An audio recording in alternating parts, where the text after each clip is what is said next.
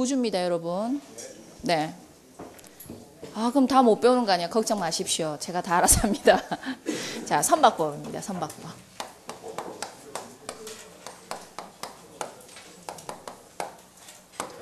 선박법은 선박 톤수 측정이랬죠. 톤수 측정. 그 다음에 등기. 그 다음에 등록. 해서 국적 취득.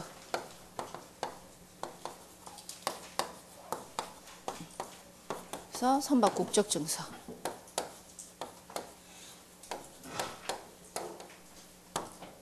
한국 선박.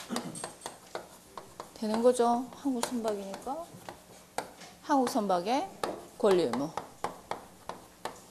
이것을 규정한 것이 선박법이다라고 할 수가 있습니다. 이 핵심 내용입니다. 선박 톤수 측정해서 보통 용적 톤수를 많이 재죠. 총 톤수 측정하죠. 순 톤수. 총 톤수는 선박 전체 유용 능력 전체를 재서 나타내는 톤수고, 순 톤수는 화물을 실을 수 있는 공간만 책정해 놓은 게 순 톤수입니다. 그 다음에 이런 톤수 측정해서 이제 등기한다. 법원 등기부나 등기소 가서 등기하고, 그 선적항을 관할하는 지방해양 한방청에 가서 등록을 하는 거죠. 등록을 하게 되면 항만청에서 그래 이제 대한민국 선박이야 라고 선박 국적 증서를 줍니다. 자, 이게 첫 번째입니다. 선박에 비치해야 되는 서류 늘 있어야 됩니다. 선박 국적 증서 없으면 입출항 다 안 됩니다, 여러분. 선박 국적 증서가 있어야 돼요. 국적 취득했다. 한국 선박 되는 거죠. 한국 선박이니까 어떤 권리가 있을까요? 국기 개항권, 그 다음에 불개항장 기항권, 그 다음에 국내 연안함 무역권, 요 세 가지가 들어간다라는 겁니다. 의무로서는 국기도 개항해야 되는 의무가 있습니다. 이거는 의무이자 권리로 들어가는 거고, 이런 식으로 해서 기본적인 선박법 내용이 나온다라는 거죠. 아시겠죠, 여러분? 그래서 항상 선박법 하면 아기 태어난 거 생각하시면 됩니다. 톤수 측정 하죠. 근데 요거 이제 등기 등록과 관련해서 이제 문제가 되는 게 있는데, 보통 선박은 움직이는 거라는 거죠. 근데 왜 부동산처럼 등기해요라고 한 거는 재산적 가치가 높기 때문에.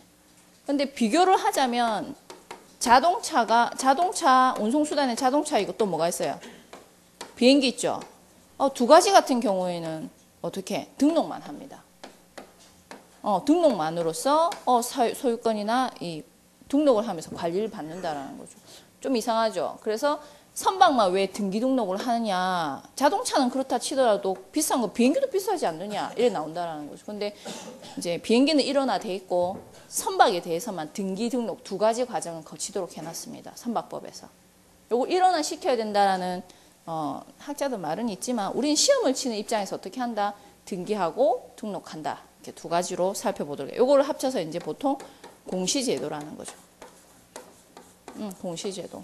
공시라는 것은 널리 알려준다는 겁니다. 선박은 뭐예요?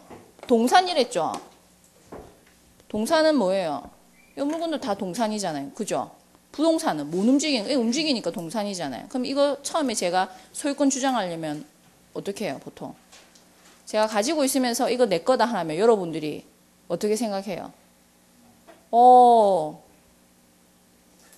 보니까 맞는갑다 이렇게 생각하죠. 왜? 제가 갖고 있으니까. 점유를 기준으로 한다는 겁니다. 제가 저 신항 앞바다에 있는 컨테이너 전용선 하나 보고 어떻게 저 배는 내 배요 하면 누가 믿습니까? 안 믿습니다, 여러분.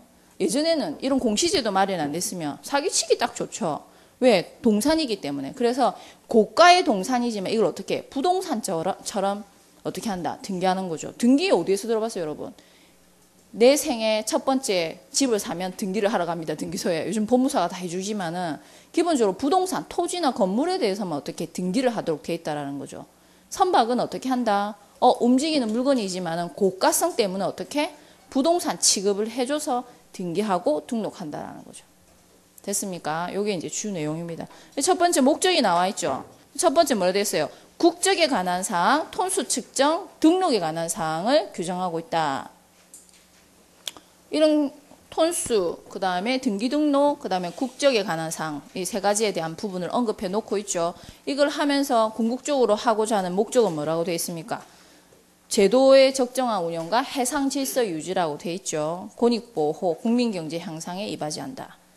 톤수 측정해야지 세금 받아 먹잖아요, 여러분. 그죠? 그래서 톤수는 꼭 기본적으로 들어갑니다. 이제 이 선박법에서 제일 먼저 나온 게 용어 정의해서 기선, 범선, 부선입니다. 기선, 범선, 부선. 기선은 기관으로 움직이는 거. 부선은, 범선은 도수로. 그 다음에 부선은 자항 능력 없는 선박. 기관도 없고 부선도 없고 그냥 딸려가는 판자떼기를 생각하면 되죠. 부선입니다. 근데 문제는 기선, 범선, 부선이지만 기선은 무조건 기관으로. 그게 아닙니다. 기선에도 도시 있을 수 있습니다. 근데 문제는 주로 운항하는 방식이 기선. 범선도 요즘에 다 기관이 있잖아요. 그러니까 주로 도시를 운항하는, 그래서 주로라는 표현을 씁니다. 그리고 기선에 추가적으로 들어간 게 수면 비행 선박입니다. 표면 효과 작용을 이용해서 수면에 근접하여 비행하는 선박을 수면 비행 선박이라 한다. 새롭게 등장한 선박이죠. 요즘은 에너지 효율과 관련해서 이런 수면 비행 선박에 대한 뭡니까? 연구가 많이 일어나서 지금 상용화되고 있죠. 그래서 수면 비행 선박도 어떻게 된다? 기선으로 들어간다. 범선. 그래서 자력 항행 능력이 없어서 끌리거나 밀려서 항행되는 선박. 보통 예부선 운항이라 하죠. 예인선이 옆에 붙이거나 옆에 붙이기도 하고 뒤에서 밀기도 하고 앞에서 끌기도 합니다. 여러 가지 이제 방법에 따라서 하는데 주로 뒤에서 밀거나 앞에서 끌거나 방식을 많이 한다라는 거죠. 그래서 이제 이러한 것들이 부선이다. 이제 선박법의 첫 번째 소형 선박 용어 정의가 나오죠. 그래서 소형 선박이라는 것은 20톤 미만의 기선 범선, 그리고 100톤 미만의 부선이 소형 선박이다. 됐습니까? 길이로 기준을 하는 경우도 있고 안전법에서는 또 다른데 선박법에서 말하는 소형 선박은 20톤 미만의 기선 범선, 100톤 미만의 부선이 들어간다라는 거죠. 반대로 얘기하면 소형 선박 외의 선박들, 즉 20톤 이상의 기선 범선, 100톤 이상의 부선은 뭘 해야 되냐? 등기하고 등록해야 됩니다. 그럼 소형 선박은 등기 안 합니다. 등록만 합니다. 아시겠죠, 여러분? 그래서 항상 제일 먼저 나온 게 톤수 나왔죠, 여러분? 이 톤수 정말 이제 처음이니까 이제 20톤 외우기 쉽죠. 나중에는 선박 길이까지 또 해야 됩니다. 우선은 20톤 미만의 기선 범선, 그 다음에 100톤 미만의 부선, 이런 선박을 소형 선박이라 한다. 용어 정의 기억하십시오. 그리고 선박법이니까 당연히 한국 선박에만 적용을 하겠죠. 밑에 보면 적용 제외 선박이 나옵니다. 즉 군함 경찰용 5톤 미만 범선 중에 기관 설치하지 아니한 범선. 5톤 미만은 여러분 정말 작은 선박입니다. 나중에 선원법 하겠는데 선원법 같은 경우에는 선원한테 적용되는 부분이죠. 근데 5톤 미만의 선박에 승선하고 있는 선원에게는 또 적용을 안 합니다. 그때는 육상 근로자한테 적용시키는 근로기준법이 적용이 됩니다. 그래서 여러분 5톤 미만 같은 경우에는 어떻게 기본적으로 이렇게 적용셔야 된다는 거. 참 좀 문제가 있긴 한데 우리가 그런 문제점까지 살펴볼 겨를이 없거든요. 그래서 어떻게 일단 나와 있는 그대로. 그래서 5톤 미만인데 범선인데 어떻게 기관 설치하지 아니한 범선 여기 들어가고 그다음에 20톤 미만 부선 들어가고 우리가 100톤 미만의 부선이 뭐라 했습니까? 소형 선박이 들어갔었죠. 근데 부선은 또 어떻게 기준을 20톤을 보는 거죠. 20톤 미만의 부선 이런 경우에는 적용 제외다. 그리고 요게 이제 4호가 시험에 또 많이 나왔었죠. 여기 보면 20톤 이상의 부선 중에서도 계류용, 저장용. 계류용은 묶어 놓는 거고 저장용은 부선 자체에 뭔가 이렇게 설치가 돼서 저장용으로만 쓰는 겁니다. 묶여가지고. 이런 경우는 또 적용이 안 됩니다. 그래서 여기 보면 부선 중 선박 계류용, 저장용으로 사용하기 위해서 수상에 고정하여 설치하는 부선은 어떻게 된다? 적용 제외 선박이라는 거죠. 근데 그 밑에 또 다만 돼 있죠. 뭐라 돼 있습니까? 공유 수면 매립에 관한 법률 의해서 점용 사용 허가하거나 하천에 의해서 수상 호텔, 수상 식당, 수상 공연장 등 부유식 수상 구조물형 부선은 제외된다. 요거는 또 반대로 어떻게 적용된다라는 말이 있는 거죠. 다만에서 적용 제외된다는 것은 적용 제외에서 제외된다는 겁니다. 요게 문제라는 거죠, 여러분. 적용 제외니까 일단 20톤 미만의 부선은 적용이 안 되죠. 그죠? 20톤 미만의 부선 중에서도 어떻게 고정해서 쓰는 건 안 된다라는 겁니다. 그래서 계류형, 저장용 제외된다는 거. 다만 어떻게 사용 허가하거나 공유 수면 매립에 의해서 사용 허가나 하천법에 의해서 하는 수상 호텔, 수상 식당 이런 것들은 어떻게 된다고요? 적용받는다고요. 자, 그래서 이 부분. 그래서 수상호텔, 수상식당, 수상공연장은 부유식 구조물이기 때문에 적용된다라는 거. 요거. 그 다음 노화상하 때 마늘 운전하는 선박 당연히 이렇게 젓는 선박 있죠. 이거는 이제 적용 제외를 본다라는 거죠. 그 다음에 여기 보면 건설관리기계법, 건설기계관리법. 준설선이 문제입니다. 준설선은 주로 뭐냐면 이 땅을 파는 일을 하죠. 바닷가에 가서 수면 이렇게 하는 준설선 같은 경우에는 부선 위에 건설기계가 이렇게 붙여져 있습니다. 그래서 어떻게 과거에는 이게 적용 대상으로 들어가 있었는데 양법에서 하나는 건설기계한테 하나는 부선에 적용을 하니까 불합리하죠. 그래서 이 소유자들이 말이 많은 겁니다. 그래서 어떻게 건설기계관리법으로 그러면 그 부선, 특히 건설기계가 부착되어 있는 그런 준설선은 어디 가서 검사 맡으라고요? 건설관리기계법에 가서 검사 맡으라는 거죠. 그래서 이게 적용 제외로 나와 있습니다. 그래서 문제가 뭐냐면 중국에서부터 부산항으로 준설선이 오는데 배가 점점 깔아앉는 겁니다. 그래서 부산 앞바다에서 깔아앉은 적이 있었어요. 이 준설선을 왜 그러니 했더니 건설기계관리법에서 배를 관리하는데 위에 건설기계만 검사를 하는 거예요. 부선은 안 하고. 그래서 부선이 다 썩어 빠져가지고 부양 능력이 떨어진 거를 끌고 오면서 그렇게 이게 가라앉는 바람에 문제가 됐던 경우도 있습니다. 하여튼 건설기계 어떻게 부착되어 있는 준설선은 적용 제외 대상이다. 어디서 한다고요? 건설기계관리법에서 한다라는 거. 그 위에 보면 어선도 있죠. 어선법에서 규정하는 어선은 어선법에 나와 있는 토수직정에서부터 국제취득에서 검사까지 적용을 받습니다. 어선은 제외된다라는 거.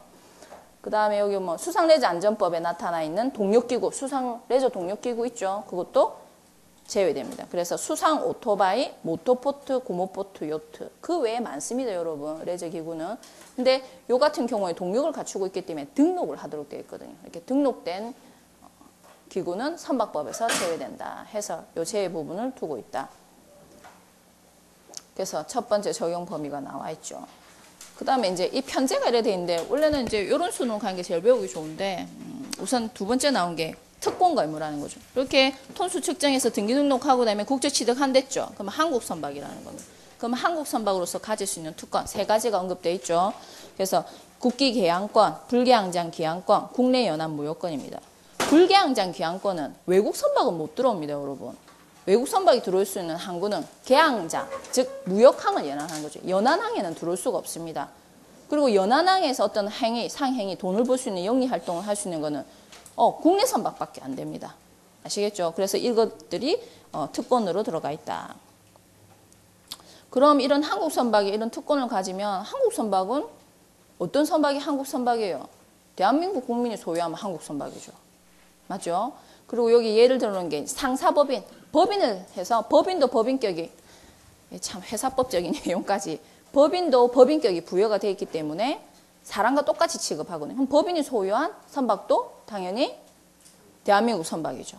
그러면 그런 상사법인 외에 우리 한국에 주된 사무소를 두고 있는 경우 그러면 그 대표가 한국 사람이면 대한민국 선박으로 받을 수 있어요. 그리고 공동대표가 여러 명인 경우에는 대표가 그 전부 다가 전원이 뭐여야 된다? 한국 사람이어야 된다. 그러면 뭐가 될 수 있다? 대한민국 선박이 될 수 있다는 거죠. 이런 조건을 내걸고 있는 겁니다. 그래서 국유 공유 선박이나 대한민국 국민이 소유하는 선박, 상사법인이 소유하는 선박, 그다음 그 외에 이제 주된 사무소를 한국에 둔 경우 그 대표자가 한국 사람인 경우 그 사람이 소유한 선박은 대한민국 선박이 된다라고 얘기를 하는 거죠. 그래서 한국 선박의 조건. 그 다음에 의무가 있습니다. 의무는 한국 선박으로서 이제 국적을 취득하면 누릴 수 있는 국적이 있댔죠. 그러면 이런 권리가 있댔죠. 그럼 권리를 행사하기 전에는 기본적인 의무를 해야 된다는 거. 첫 번째가 뭐 어떻게? 선박 나오면 토수측정에서 등기 등록해야 된다는 거. 그래서 등기 등록 의무. 그 다음에 운항할 때는 항상 국기를 개양해야 될 의무. 그다음 세 번째가 표시 의무. 국기 개양과 선박의 표시상, 표시 방법이 있죠. 이 시험의 단골 손님이에요. 이 표시 방법이. 그래서 국기 개양과 관련된 거, 선박 명칭, 선적항, 허수, 치수 표시하는 방법이 있죠. 이게 다 시험 문제로 나왔던 부분입니다.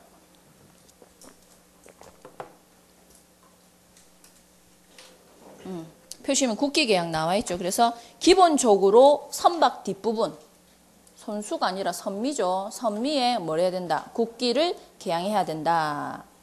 그리고 국기 개양해야 되는 경우가 박스 안에 들어가 있죠. 첫 번째가 등대, 해안망루로부터 요구가 있을 때 외국항 출입하는 경우, 그 다음에 해군, 국민안전처 소속에서 요구할 경우, 항공기로부터 요구가 있는 경우, 그 밖에 지방청 요구한 경우에 뭘 해야 된다고요? 선미에 대한민국 국기를 개양해야 된다는 거죠. 다만에서 예외 부분이 있죠. 국내 항간을 운항하는, 그러니까 뭡니까? 국내선이 이거 내항선인 부분입니다. 내항선 50톤 미만이거나 최대 속력 25노트 이상인 선박은 조타실 상갑판 위쪽에 있는 선실 등 구조물의 바깥뼈 양 측면을 잘 보이는 곳에 어떻게 할 수 있다? 부착할 수 있다. 그러니까 어떻게? 기본적으로 운전석 있죠. 운전석이 있는데 운전석 옆에 양쪽에 붙일 수 있다라는 거죠. 붙이면 뗐다. 뭐 이렇게 개양하고 이런 번거로움이 없잖아요. 그래서 50톤 미만, 그 다음에 속도 25노트 이상인 경우에 붙일 수 있다는 걸 나옵니다. 그래서 시험에 뭐가 나왔냐면 50톤 미만이거나 속력 25노트 이상 선박, 여기 보면 조타실이나 상갑판 위쪽에 있는 선실도 구조실 뭐 양쪽에 붙일 수 있다는 요거 문구 바꿔가지고 또 시험에 나왔었어요. 톤수도 그렇고. 아시겠죠? 그래서 요거 기준적으로 할 수 있다. 부착도 가능하다. 그 다음에 선박 명칭. 선박 명칭이 뭡니까? 선명입니다. 선명. 모든 선명들이 배 한쪽 부분에 표시가 돼 있죠. 그래서 여기 보면 10cm 이상의 한글로 표시된다. 양현, 선수 양현. 항상 우리 배 보면 앞쪽에 이름이 붙어 있죠. 그래서 선수 양현에 선미 외부 잘 보이는데 10cm로 아라비아 숫자 포함해서 표시할 수 있습니다. 뭐로? 한글로. 한국 선박은 한글로. 외국 선박들 보면 다 외국어로 돼 있죠. 영어로. 그 외국어로 이름 적힌 건 그건 외국적 선입니다, 여러분. 한국 선박은 다 한국어로 돼 있죠. 그러면 뭐 우리가 잘 아는 현대나 한진에서 보유한 선박에 전부 다 한글로 적혀 있어요? 안 그렇습니다, 여러분. 편의치적도 합니다. 즉 우리나라 배로 운영 안 하고 다른 나라의 국적 등록해서 운영을 해서 빌려와서 쓰기도 합니다. 그래서 간혹 현대 적혀 있는데 한국말로 안 적힌 경우도 있습니다. 아니면 현대 표시 없이 그냥 외국어로 이름 적힌 경우도 있고, 그건 이제 운영상의 부분이니까. 우선은 기본적으로 한글로 한다. 10cm, 각각 10cm. 이 치수도 나왔었죠. 여러분, 그러니까 문제가 이렇게 나오니까 걱정을 많이 할 수밖에 없는데, 전 시험부터는 달라졌었어요. 앞으로 어떻게 시험이 될지 알 수가 없죠. 왜 그냥 그전에는 이 선택하는 문제가 많았거든요. 한 6개 지문 놔두고 옳은 거 골라라, 틀린 거 골라라 그러면서 0개에서 4개까지 이렇게 문제가 보기로 나오고 그랬었거든요. 그러면 참 좀 어렵겠다라는 생각을 했었는데 문제가 굉장히 간단히 나왔어요. 이런 문제도 잘 안 나왔었어요. 근데 기존에는 이런 세부적인 부분을 수정해서 내는 문제가 참 많았거든요. 그래서 그걸 생각하시고 보셔야 됩니다. 그 다음에 홀수, 치수. 홀수라는 것은 보건선과 관련된 치수를 했었죠. 그래서 선박 앞쪽에 다 나와 있습니다. 그래서 선미, 외부 양측, 그래서 선저로부터 최대 홀수선 이상에 이르기까지 20cm마다 10cm로 아라비아 숫자를 표시한다. 뭔 말은 20cm 간격이 있지만 그 중간중간 10cm 간격으로도 표시가 다 돼 있습니다. 세부적으로 홀수선이. 그래서 이런 부분이 표시가 돼 있어야 된다. 그리고 숫자 하단, 맨 밑에 하단은 숫자가 표시하는 홀수선과 일치하게 적어야 된다는 거죠. 그럼 숫자 표시하는 대로 딱 어떻게 물이 들어올 수 있도록 배가 가라앉는 정도를 봐야 되겠죠. 그래서 기본적으로 표시 사항과 표시 방법이 시험에 나왔었습니다. 그 밑에 이제 2, 3, 4항 같은 경우는 한번 읽어보시고 4항 한번 보세요. 4항. 잘 보이고 오래 가는 방법으로 해야 되고 변경되었을 경우에 지체 없이 어떻게 해야 된다? 고쳐야 됩니다. 고쳐야 된다. 표시사항과 관련된 부분. 그 다음에 선박의 개성 부분인데 개성 부분이 이제 명칭, 선명이나 선적항이 개성의 부분에 들어가는 부분이죠. 인화시켰다고 보시면 됩니다. 선명. 그 외에 선박부호하고 호출부호가 있습니다. 동일성을 식별하기 위한 보조수단으로 선박번호, 넘버가 있죠. 선박번호. 보통 IMO에서도 선박번호를 부여해주기도 합니다. 그 다음에 식별, 그 다음에 호출부호 이런 걸로 통해서 선명 위에 요 선박이 어떤 선박인지 분간해낼 수 있는 기준이 있다라는 거죠. 요 세 가지. 요것도 선박번호, 호출부호도 보조수단으로 들은 선명이랑 같이 나왔던 부분입니다. 시험에 한 번 나왔었습니다. 그 다음에 선적항 부분. 그래서 선적항이 모든 것에 이제 등기 등록을 하는데 기준이 되는 거죠. 그래서 선적항, 자기가 어느 항을 중심으로 이 배를 운영할 것이냐를 정해서 거기서 선박 톤수 측정하고 그다음에 등기하고 등록한다라는 겁니다. 그래서 선적항이 기준이 되는데 우리 대한민국 선박 같은 경우에는 대부분 지금 현재는 90% 이상이 전부 다 제주도에 항을 선적항으로 두고 있습니다. 제주 선박 등록 특구 제도가 상용화됨으로 인해서 제주도에 있는 항을 선적항으로 해서 등록을 할 경우 뭘 감면해 준다? 세금을 감면해 주거든요. 그래서 거의 대한민국 선박은 지금 제주도를 선적항으로 하고 있습니다. 자, 그 다음에 선적항. 그래서 보통 시읍면 명칭에 따르고 수면의 접한 곳수를 선박이 항행할 수 있는 수면의 접한 곳을 기준으로 한정한다라고 볼 수 있죠. 그 다음에 3장에 선박 톤수가 나옵니다. 그래서 국제 총톤수, 총톤수, 순톤수, 제하 중량 톤수라는데 보통 총톤수, 순톤수가 용적 톤수를 나타냅니다. 용적 톤수. 그 다음에 제하 중량 톤수 말고 배하 경량 톤수가 있는데 그거는 이제 배가 아니 물에 들어가면 어떤 통에 이렇게 배를 넣으면 물이 넘쳐나죠. 그 양을 적어놓은 톤수인데 그거는 실질적으로 잘 사용을 안 하기 때문에 주로 선박 톤수와 관련된 부분을 규정해 놓은 것은 요 4가지라는 거죠. 근데 이제 국내선 같은 경우에는 국제 촌통수가 필요 없겠죠. 국제 항해를 하는 선박 같은 경우에는 국제 촌통수가 필요하다는 겁니다. 톤수 증서도 필요하고 톤수를 측정하게 되면 톤수 증서를 주거든요. 그래서 선박 국적 증서 외에 국제 총톤수 증서 같은 경우 가지고 또 운항을 해야 됩니다. 그와 관련해서 이 내용이 나와 있죠. 그래서 이 보면 크기나 적재 능력을 나타내기 위한 지표다. 그래서 용적과 중량으로 나눌 수 있다. 그래서 국제 총통수는 국제항해에 종사하는 선박이 측정하는 방식이고 총톤수는 선박 크기 전체를 나타내는 부분이고 순톤수는 짐을 여기에는 화물을 실을 수 있는 선박 유용 능력을 알 수 있는 부피라는 거죠. 그 용적 톤수. 그 다음에 제하 데드웨이 토니지라 하죠. 그래서 제하 중량 톤수. 최대 적재의 양을 얘기합니다. 그래서 데드웨이시라는 표현을 씁니다. 최대 적재량을 나타내는 수치가 DWT다라고 해서 중량 선박 톤수를 살펴볼 수가 있다. 톤수를 측정하는 방식이 있죠. 측정하려면 어떻게 해? 측정 신청 먼저 해야 됩니다. 신청하고 측정 신청에 대한 부분이 어떻게 되어 있습니까? 법하고 뒤에 넘어가면 시행규칙 부분이 나와 있죠. 이거는 전부 다 뭔가요? 형식적인 부분입니다. 이런 부분에서는 시험이 안 나왔었습니다, 여러분. 이게 이제 절차적인 부분이다 보니까 보통 신청하고 측정받고, 그죠? 그다음 측정받고 나면 증명서 발급받고, 요 과정을 거친다라는 거죠. 그리고 여기 보면 총톤수 측정 증명서 발급 관련된 부분이 나와 있죠. 그래서 기본적으로 요 부분. 그러면 교과서 16페이지에 보면 2의 1항 보세요. 1항. 지방청장이나 또는 영사, 대한민국 영사가 나옵니다. 영사. 이거는 외국에서 이제 업무를 할 때 영사가 기본적인 이런 업무를 다 한다라는 거죠. 그 영사가 또 발급합니다. 증명서는. 그래서 기본적으로 청장이랑 영사가 총톤수 측정하면 총톤수 계산서를 작성해 준다. 톤수를 어떻게 작성했는지 계산서를 작성해. 첫 번째가 계산서 작성이고, 그리고 측정하고 나면 총톤수 측정 증명서를 발급해 준다. 누구에게? 신청인에게. 아까 톤수 측정해 달라고 신청했댔죠. 그럼 톤수 측정하고 무엇을 해준다? 발급해 준다. 증명서. 자, 이렇게 살펴볼 수 있다. 그리고 여기 보면 사망 같은 게 나오는데 사망에 한번 보세요. 요거는 다른 부분이죠. 어느 하나 1, 2, 3호에 해당되는 경우 총톤수를 측정하지 아니하고 작성하거나 증명서를 신청인에게 발급할 수가 있다. 첫 번째가 뭡니까? 국교를 수립한 외국 정부나 외국 정부가 공인한 기관으로 톤수가 측정을 미리 받은 경우입니다. 근데 이때 보면 해당 외국 정부가 공인한 기관으로부터 우리나라 같은 경우는 어디서 톤수 측정합니까? 성급에서 대부분 측정하거든요.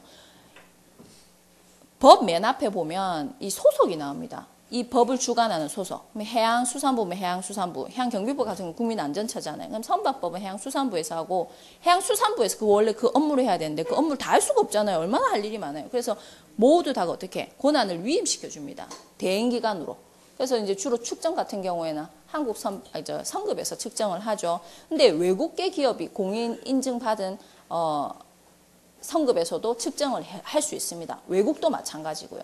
그런 것들이 이제 보통 우리 같은 경우 로이드 성급도 우리 한국에서 하거든요. 그래서 그런 것들에서도 측정을 할 수 있는 겁니다. 그래서 그런 기관에서 측정한 경우는 다시 안 하고 증명서 발급해 줄 수 있다라는 거죠. 그래서 또 안전기술공단이나 법인으로부터 총톤수 측정 받은 선박 이 같은 경우에는 측정 안 하고 증명서 발급해 줄 수 있다라는 겁니다. 근데 여기 보면은 시행규칙에 부분 측정 받은 선박 같은 경우에는 부분 측정 같은 경우는 부분 측정 받은 것에 대해서만 어떻게 증명서를 내주는 겁니다. 이런 경우에는 안 하고 내줄 수 있다는 부분이 나와 있죠. 계측은 다시 측정하는 겁니다. 다시. 그래서 여기 보면 구조 변경인 경우 우리 선박 같은 경우에는 선박이 노후화되면 많이 중고선으로 매매됩니다. 그러면 구조 변경해서 정부 지원금 받아서 구조 변경해서 또 운송에 많이 투입이 되거든요. 세월호도 뭐였어요? 원래 화물선이었는데 여객선으로 개조되어 가지고 투입된 거잖아요. 그죠? 그래서 이제 구조 변경하면 톤수 측정을 다시 해야 된다는 겁니다. 구조가 변경되면 화물을 실을 수 있는 공간, 여객을 실을 수 있는 공간 다 달리 이루어지는 부분이니까 그렇게 살펴볼 수 있다라는 거죠. 말이 빠릅니까, 여러분? 괜찮죠? 예. 그래서 톤수 계측은 다시 측정하는 경우죠. 그래서 기본적으로 선적항이나 소재지를 관할하는 지방청장. 근데 여기 보면 선적항, 해당 선박에서 그 선적항도 있겠지만은 소재지, 이거는 선주가 있는 곳, 소재지를 관할하는 곳에서도 어떻게 할 수 있다, 신청할 수 있다라는 겁니다. 그래서 지방청장이나 영사에게 총톤수 계측을 신청할 수 있다. 그다음 부분 측정도 할 수 있다. 구조 변경으로 의한 계측도 가능하고 부분 측정도 가능하다. 그래서 이때는 선박 소유자는 건조 장소로부터 이제 가장 가까운 거리에 있는 지방청장, 영사에게 총톤수 부분 측정을 신청할 수 있다. 여기 보면 근데 목적이 뭐랬어요? 등록할 목적으로 건조 중인 선주. 선박에 여러분 문제가 되는 게 뭐냐면 선박을 짓는 데는 정말 자금이 많이 들어간다는 겁니다. 그죠? 그러면 선박은 너무 고가니까 또 어떻게? 근데 등기 등록을 하죠. 그러면 소유 부동산처럼 취급을 하는 거니까 담보 제공이 가능하다라는 거죠. 물론 그 수상 레저 동력기구 같은 경우는 한 대마다 이렇게 한 대 가격은 얼마 안 되지만 내가 만약 사업자인데 수상 레저 동력기구를 어떻게 한 100대 가지고 있다. 그럼 이 다 모으면 어때요? 이게 또 재산적 가치가 있잖아요. 그래서 집합동산으로 또 담보가 되거든요. 근데 선박 같은 경우는 한 대만 있어도 어때요? 어마무시한 건조 비용이 들잖아요. 그래서 이거를 금융적으로 지원받기 위해서 어떻게 빨리 등록을 시키는 겁니다. 그래서 부분 측정을 해서 어떻게 한다. 한국선박해서 어떻게 자금 융통을 받고자 하는 경우도 있다라는 거죠. 이런 경우는 부분 측정 가능하다라는 겁니다. 그러면 또 이런 게 또 말이 많죠. 그러면 용골 잡혔을 때를 뭐 할 거냐, 뭐 어느 3분의 1이 완성, 뭐 용접을 통해서 붙여야지 되느냐, 이런 거는 학설상의 싸움이 많긴 하지만은 기본적으로는 어떻게 부분 측정 가능하다. 등록을, 대한민국 선박으로 등록할 경우 가장 가까운 거리에 있는 부분에 있어서 부분 측정 신청해서 받을 수가 있다. 이 정도만 기억하시면 됩니다. 그 다음에 제하 중량 톤수, 우리가 DWT라고 얘기를 했었죠. 그래서 최대 적재량을 잴 수 있는 중량을 나타내는 것도 신청해서 할 수 있습니다. 받을 수 있습니다. 자, 나와 있죠. 보통은 이제 기본적으로 총톤수 하면서 총톤수, 순톤수, 제하 중량 톤수 다 같이 이제 신청해서 받는 부분이라고 보시면 됩니다. 그리고 여기 측정 장소도 시험에 한번 나온 적 있죠. 그래서 18페이지에 보면 톤수로 측정해야 되는 장소는 어떠느냐. 기본적으로 선박 톤수의 측정 계측은 항만구역, 그 다음에 어항구역에서 한다. 예외 부분 있죠. 예외가 시험에 나왔었습니다. 구조 항로 상황에 부득이한 사유로 거기까지 갈 수 없는 거죠. 항만이나 어항으로. 그래서 이 항해시킬 수 없을 때 톤수의 측정 계측을 신청하는 자의 신청에 따라서 해당 구역 외의 장소에서도 톤수 측정이 가능하다. 부분 측정하는 경우에는 건조 장소에서 할 수 있고, 맞잖아요, 여러분. 배 건조해서 배가 만들어지지도 않았는데 선적관 가능한데 간다고 선적관 갈 수는 없잖아요. 그래서 그 장소에서 바로 부분 측정할 수 있다는 겁니다. 또 외국에서 측정할 수도 있죠. 그래서 해양수산부 장관이나 영사가 정하는 장소에서 할 수 있다. 외국에서 이제 배 건조해서 들어올 경우 이 부분이 들어가는 겁니다. 이렇게 해서 이제 예외가 있죠. 그래서 기본적으로는 항구나 어항에서 해야 되는데 그렇지 못할 경우, 그리고 건조 중인 거냐, 부분 측정인 경우, 외국에서 측정하는 경우, 이렇게 살펴볼 수가 있다.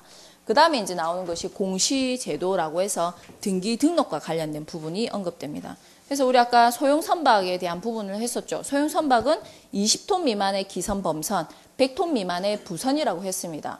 그러면 반대로 20톤 이상의 기선 범선과 100톤 이상의 부선은 무엇을 해야 되냐? 등기 등록을 해야 된다라는 거죠. 맞죠, 여러분? 예. 그래서 첫 번째 공시제도 해서 등기가 나옵니다. 여기 이제 등기에 대한 부분이 나와 있죠. 이 첫 줄에 보세요. 등기란 선박의 소유권, 저당권, 임차인의 설정, 보전, 이전, 변경, 처분 제한 또는 소멸의 내용을 등기부에 기재하는 것이다. 그래서 20톤 이상의 기선, 범선, 총톤수 100톤 이상의 부선. 그래서 관할하는 지방법원, 동지원, 등기소에 선박 등기한다. 저장용으로 사용하기 위해서 수상에 고정한 것은 한다, 안 한다. 등기하지 않아도 된다라고 돼 있죠. 무슨 단서가 있습니다.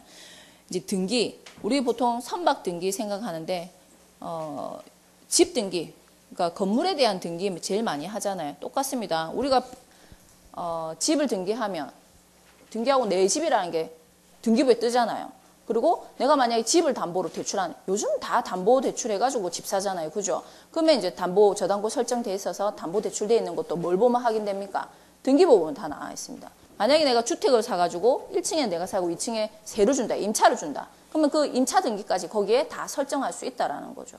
그래서 등기부만 보고도 어떻게, 권리가 어떻게 이전, 집을 팔아도 등기부에 다 나오죠. 전주인이 누구고 현주인은 누군지, 그리고 담보가 잡혀져 있는지, 압류가 돼 있는지, 그리고 전세 산 사람이 있는지 없는지, 그걸 다 등기부 보고 할 수 있다는 거죠. 배도 마찬가지라는 겁니다. 그럼 반대로 얘기하면 배도 뭘 할 수 있다는 겁니까?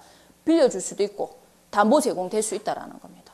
압류의 대상이 될 수도 있고, 이번에 한진 사태 되면서 전부 다 압류한다고 각 세계 항만에서 다 덤벼들었죠. 그래가지고 압류 금지 요청을 했잖아요. 우리나라에서. 그랬듯이 선박이 그 대상이 된다는 겁니다. 그걸 다 뭘 보고 한다고요? 등기부를 보고 알 수 있다는 거죠. 자, 그래서 첫 번째, 그래서 등기를 해야 되는 선박이 어떻게? 20톤 이상의 기선 범선, 그다음 100톤 이상의 부선, 수선 고정되어 있는 계류용이나 저장용으로 쓰이는 부선은 제외된다. 이렇게 정리를 할 수가 있습니다.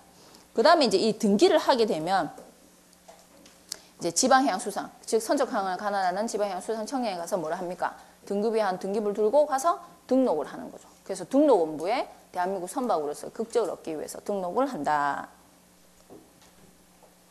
등록하고 나면 발급받는 게 뭡니까? 선박 국적 증서입니다. 회사 복귀가 또 어려운 이유는 뭐냐면 용어가 참 안 익숙하죠, 용어가. 그래서 여러분 계속 용어를 되뇌이셔야 됩니다.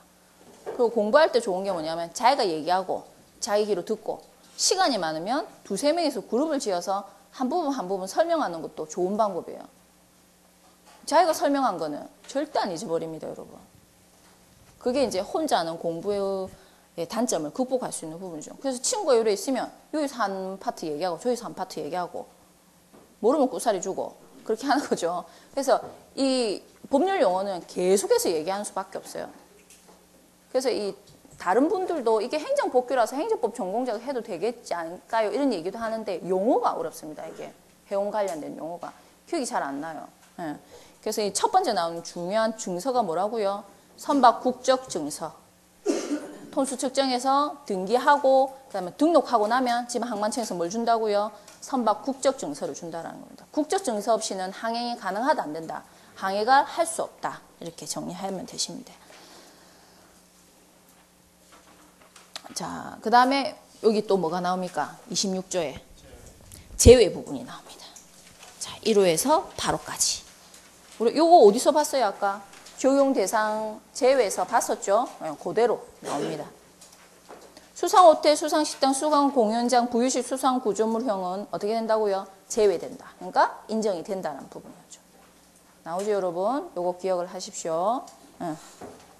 등록 신청은 나와 있죠. 서류 첨부해가지고 지방청장에게 제출하면 됩니다. 등록상 선박번호, 그 다음에 식별번호, IMO 번호입니다. IMO에서 번호 부여한 데 있었죠.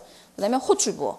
그래서 선박번호, IM 번호, 호출부, 선명 이것이 선박을 개성을 나타내는 동일성을 나타내는 부분이라 이야기했었습니다. 그 외에 이제 선적항, 선질, 범선, 선질은 종류를 얘기하죠. 강판으로 됐는지 유리섬이 FRP로 됐는지 이런 걸 나타내는 겁니다. 목선이 목선, 요즘 목선은 없겠지만은 이렇게 나타낼 수 있다.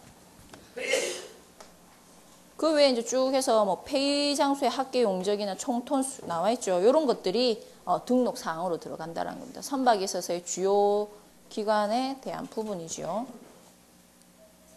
그리고 선박 원부는 또 어떻게 할 수 있냐면 누구든지 열람할 수 있습니다. 우리 인터넷으로 여러분들이 뭐 전세, 요즘 전세도 비싸잖아요. 전세 들어갈 때 확인한 게 뭐예요? 인터넷으로 등기부 꼭 떼보잖아요. 건물대장이랑 등기부 꼭 떼봐야 됩니다. 즉 담보가 잡혀있다면 얼마나 잡혀져 있는지를 확인하고 실소유자가 맞는지를 확인하고 한다는 거죠. 근데 등기부뿐만이 아니라 이 선박도 어떻게 이 선박원부를 볼 수가 있습니다. 누구든지.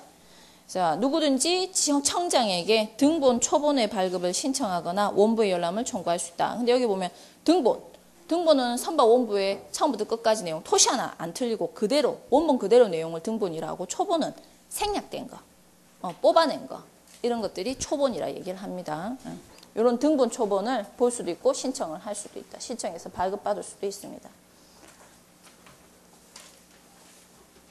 이제 등록했죠. 그래서 등기 등록회입니다. 근데 우리 아까 등록사항 1호에서부터 쭉 살펴봤죠. 근데 이런 사항이 변경되면 어떻게 할까요? 그럼 변경 등록해야 됩니다. 그래서 이 등록사항의 변경 신청 있죠. 그래서 그 사실을 안 날부터 며칠? 30일 이내에 변경 신청해야 됩니다. 1항에 보세요. 그래서 선박 국적증서 변경 등록할 때는 선박 국적증서, 그 다음에 영역서, 그 다음에 변경 내용을 증명하는 서류 이러한 것들을 갖춰서 어떻게 한다? 지방청장에게 변경 등록을 제출해야 됩니다. 근데 이제 원본을 제출할 수 없는 경우에는 사본 제출하고 난 뒤에 며칠 이내? 30일 이내에 원본 도착할 수 있도록 조치를 취해야 된다는 거죠. 그래서 등록사항 변경이 가능하다. 관할구역이 변경된다. 즉 선적항을 변경할 경우 관할구역이 변경되죠. 이런 경우에도 마찬가지로 선적항이 다른 지방청의 관할에 속하게 된 경우에는 지체 없이 해당 선박의 선박 원부 부속 서류를 관할구역 변경 후에 지방청장에게 보내야 된다.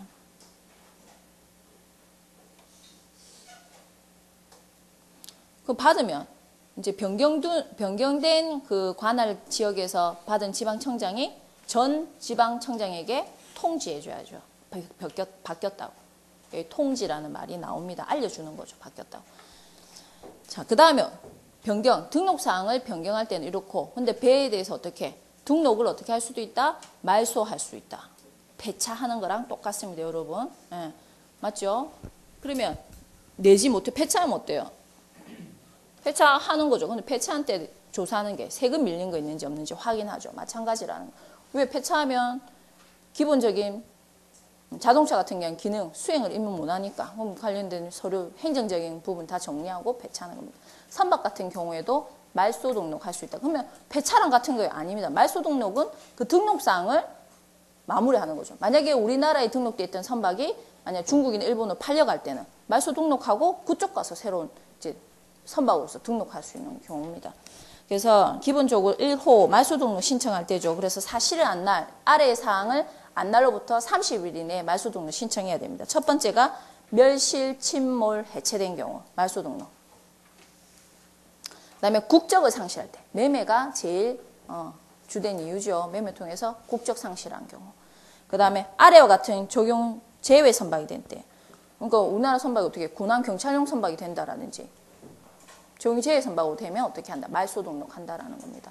군함 경찰용 선박은 선박법이 적용됩니까? 안 됩니까? 안 되는 선박이죠. 그러니까 당연히 이렇게 되면 말소 등록을 해야 된다. 5톤 미만 범선, 기관 설치하지 않은 선박 해서 쭉 해서 8호까지 나가죠. 또 적용 제외 선박이 돼버리면 뭘 한다라는 겁니까? 말소 등록 사항이라는 겁니다. 그래서 침몰, 해체, 행방불명이죠. 사라진 경우, 멸실된 경우, 그 다음에 국적 상실한 때, 적용 제외 선박이 됐을 때, 멸실이라는 것은 없어지는 겁니다. 싹 다. 선박은 여러분들, 선박이 있잖아요. 저거 있잖아요. 근데 이제 모양이 있다고 해서 멸실됐다고는 안 하고 선박이 제기능을 못하면 멸실된 것으로 추정합니다.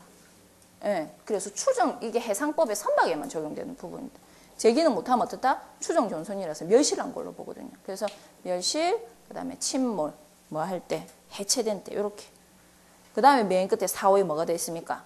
행방불명. 그래서 선박 존재 여부가 90일간 분명하지 아니할 때 말소 등록한다는 거죠. 90일이면 3개월입니다. 기본이 3개월.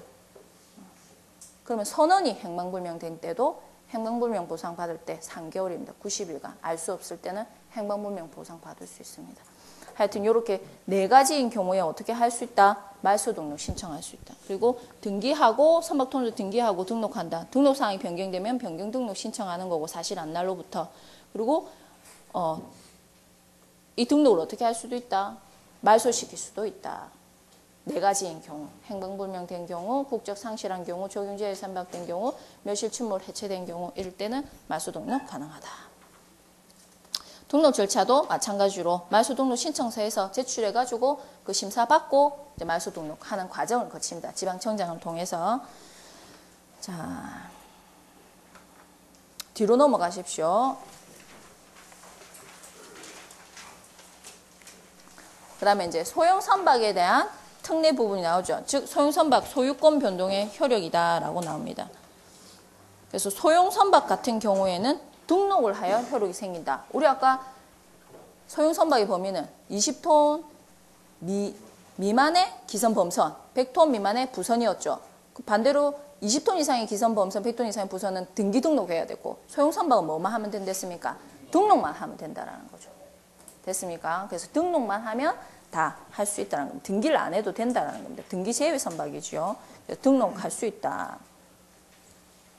중요한 여기 무슨 말이 나옵니까? 압류 등록이라는 표현이 나오죠. 압류도 가능하다는 겁니다. 소형 선박에 대해서.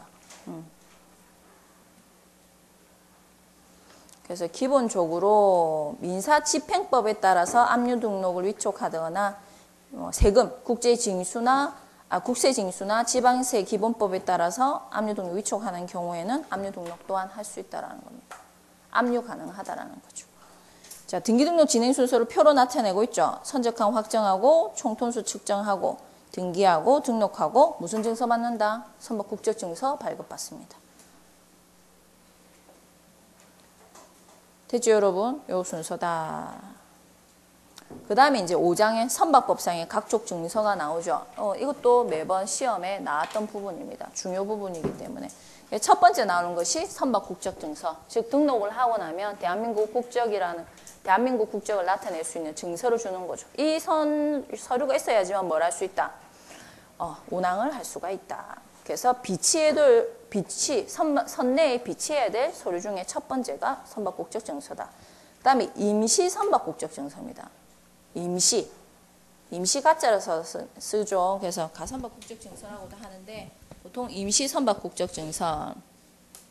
요거는 선박 국적증서 발급받기가 이제 곤란한 경우에 임시로 발급해 준다라는 거죠. 운항을 하라고. 그래서 여기 나와 있죠. 자, 임시니까 기간이 있습니까 없습니까? 임시 있죠. 그럼 그 기간에만 뭘 할 수 있다는 겁니까? 한국 선박이 할 수 있는 국기 개양이나 이런 것들을 할 수 있다는 거죠. 임시로 발급된 거기 때문에. 그래서 여기 보면 국기 개양하거나 선박항에 사용할 수 있고 톤수 증명서 역할도 한다. 그러면 언제 어떻게 임시 선박 국적증서를 발급받느냐? 그럼 어떻게 발급받고 우리나라로 와야 되는, 외국에 있는데 우리나라로 와야 되는 경우 맞죠? 그럼 영사가 임시 선박 국적증서를 해주겠죠. 이게 부득이한 경우에 이렇게.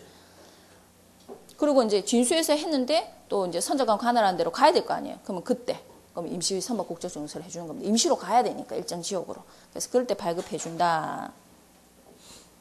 그리고 뭐 발급의 1항, 뭐 2항 외국에서도 가능하다. 그죠? 신청해서 받을 수 있습니다. 그래서 발급 신청 같은 경우에도 뭐 선박의 취득지를 관할하는 지방청장 영사에게 제출한다. 똑같죠? 기본적인 부분이 이렇게 들어간다는 것만 받을 수 있습니다. 그러면 여기 3번에 보세요. 26페이지에. 3번에 선박 국적 증서의 효력 부분이 나와 있죠. 그래서 국기 개항하고 항행할 수 있고 톤수 증서의 역할을 한다라고 했었죠. 그래서 그 부분을 자세히 언급하고 있습니다. 그 첫 번째 국기 개항과 항행. 그래서 선박을 시험 운전하는 경우 등 대통령이 대통령령으로 정한 경우에는 선박 국적 증서 없이 할 수 있다는 거죠. 그래서 임시 선박 국적 증서로서 운항할 수 있는 부분을 나타내 주고 있습니다. 그래서 첫 번째가 국경일, 국가적 행사가 있는 날, 또 다만이 쪽, 이런 경우도 적용 제외입니다. 외국 국가적 행사에는 항구에 정박한 때로 한정해서 할 수 있고, 국기 개항할 수 있는 경우죠. 그래서 1호의 경우 축이 조위를 표할 경우, 그리고 자력 항행 능력 없이 어떻게 할 수 있다. 다른 선박에 의해 끌리거나 밀려서 항행하는 부선의 경우. 그 외 사유가 있으면 뭘 할 수 있다. 대한민국 국기를 개항할 수 있다. 뭐도 없이 국적 증서나 임시 국적 증서 없이도 할 수 있다라는 거죠. 됐습니까? 요건 특이한 부분인데 요거 시험에 한번 나왔었습니다.